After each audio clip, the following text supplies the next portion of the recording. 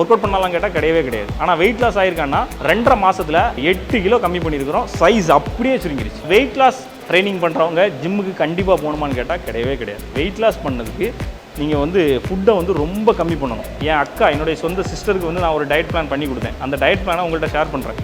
காலையில் 2 சப்பாத்தி, அதுக்கப்புறம் மதியம் 11:30 டைமில் வந்து கொஞ்சம் வெஜ் சாலட்டு, மதியம் வந்து கொஞ்சம் அவள் எப்பவும் சாப்பிட்ற ரைஸை விட பாதி ரைஸு, அது கூட அவள் எப்பவும் போல் வீட்டில் என்ன வைக்கிறாங்களோ அதே தான். அதுக்கப்புறம் 4:30 டைம் ஒரு பிளாக் காஃபி, 2 டேட்ஸு, 2 பாதாம், அதுக்கப்புறம் நைட்டு மறுபடியும் 2 சப்பாத்தி. அவள் ஒர்க் அவுட் பண்ணலான்னு கேட்டால் கிடையவே கிடையாது. லேடிஸுக்கு ஓகேவா, ஒர்க் அவுட் பண்ணலாம் கேட்டால் கிடையவே கிடையாது. ஆனால் வெயிட் லாஸ் ஆகிருக்கான்னா 2.5 மாசத்துல நாங்கள் வந்து 8 கிலோ கம்மி பண்ணியிருக்கிறோம். சைஸ் அப்படியே சுருங்கிருச்சு. கரெக்டாக ஆகிட்டா. அவள் ஒர்க் அவுட் எதுவுமே பண்ணல. ஏற்கனவே இருந்த ஃபுட்டை வந்து அப்படியே கம்மி பண்ணி ஸ்நாக்ஸு அது எல்லாத்தையுமே கண்ட்ரோல் பண்ணி இந்த டயட்டை தான் ஃபாலோ பண்ணியிருக்கிறேன். ஃபிட்னஸ், பாடி பில்டிங் அப்படின்னு 2 விஷயம் இருக்குது ஓகேவா. அதாவது 2ஐயும் போட்டு குழப்பக்கூடாது. ஃபஸ்ட்டு ஃபிட்னஸ் அப்படிங்கிறது ஜாலியாக ஒர்க் அவுட் பண்ணி உன் உடம்பு வந்து நீ எல்லா வேலைகளும் செய்யறதுக்கு தயாராக இருக்க அளவுக்கு வச்சுக்கிறது, இவ்வளோ தான் ஃபிட்னஸ் ஓகேவா. பாடி பில்டிங் அப்படிங்கிறது மசில் மேக்கிங் ஓகேவா. நம்ம மசிலை மேக் பண்ணி அப்படியே கெத்தாக இருக்குது. இதுலேயுமே காம்படிஷன், அதுக்கப்புறம் வந்து நார்மல் நம்ம லைஃப் ஸ்டைலுக்காக பாடியை பில்ட் பண்ணி வச்சுக்கிறதுக்கு. நான் இப்போ சொல்லித்தர போகிறது வந்து இந்த லைஃப் ஸ்டைலில் பாடியை பில்ட் பண்ணி வச்சுக்கிறது எப்படி, அதுவும் பிகினர்ஸுக்கு.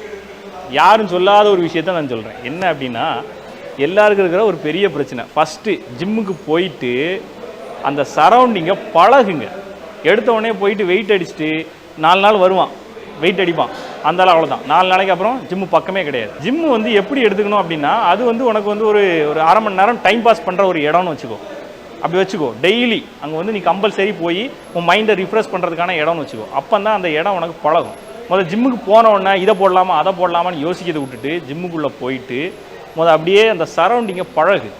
இந்த இடத்துல உட்காரு, அந்த இடத்துல உட்காரு, அதில் போய் தண்ணியை குடி கொஞ்ச நேரம், அதில் போய் புதுசாக இருக்கிறவங்க மாஸ்டர்கிட்ட பேசிக்கோ, எல்லா மிஷினையும் பாரு, எந்தெந்த மிஷினில் யார் யார் ஒர்க் பண்ணுறாங்கன்னு பாரு. தப்பே கிடையாது.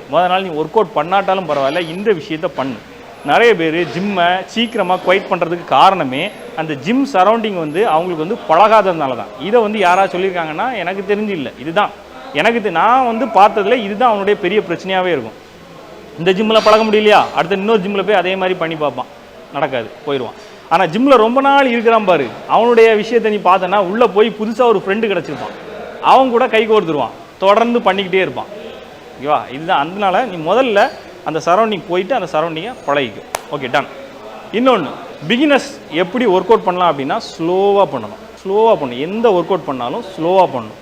ஒர்க் அவுட் வந்து எப்படி படிக்கலாம், யூடியூப்பில் படிக்கலாமா, அதில் படிக்கலாமா, யூடியூப்பில் படிக்கலாம். நல்ல நல்ல ட்ரைனர்ஸ் சூப்பராக நிறைய சொல்லி கொடுத்துட்ருக்காங்க. அதை பார்த்து அதே மாதிரி பண்ணணும்.